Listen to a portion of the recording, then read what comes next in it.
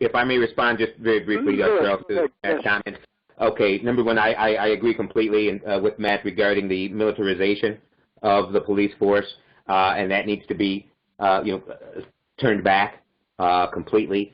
Also, I would hope that my statements did not imply that other ethnicities were not under these tyrants and pirates as well, because they do. I mean, and now that we've got so many cameras, not their cameras, their body cams, because they'll turn those off.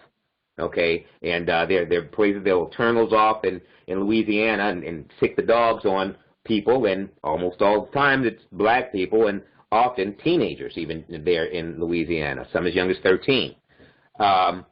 So I did not, and I hope no one took from my statement that it is only black people that are being targeted. However, the likelihood of black people being killed in these encounters is 4 to 5 times higher than any other ethnic group.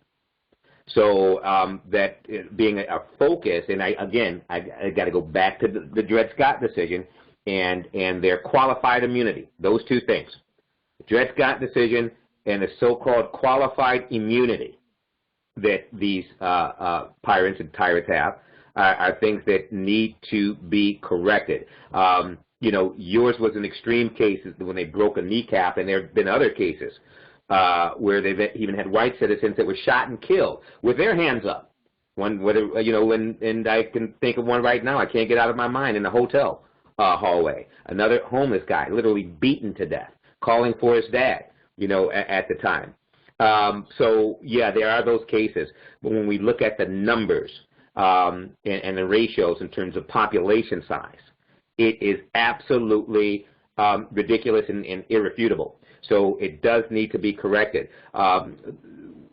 We have some, animosities in terms of even calling and utilizing the sheriff.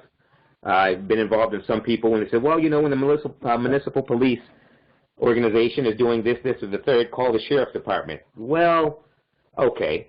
Depending upon where you're located within the country, you may want to call the sheriff and you may not, because that sheriff's badge originates out of what they call the fugitive slave catcher law, and that's where they didn't even change the badge itself. They changed only what went onto the badge, and symbols are perhaps more important than words. Okay, because one doesn't even have to be literate to recognize a symbol.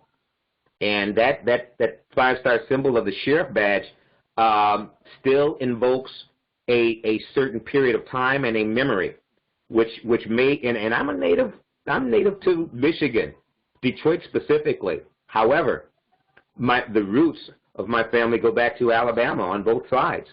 And I don't know if there's something that could be even within the DNA, but it is a learned or taught reaction, okay, or mechanism, and can even be considered a survival mechanism. So the cells of my very being recognize certain symbols and to go into a survival mode. And we just have to collectively, as a people, attack certain areas. And again, I think that this is an area that this strikes at the root of the problem. So, Charles, with that, I yield. Thank you, Lewis.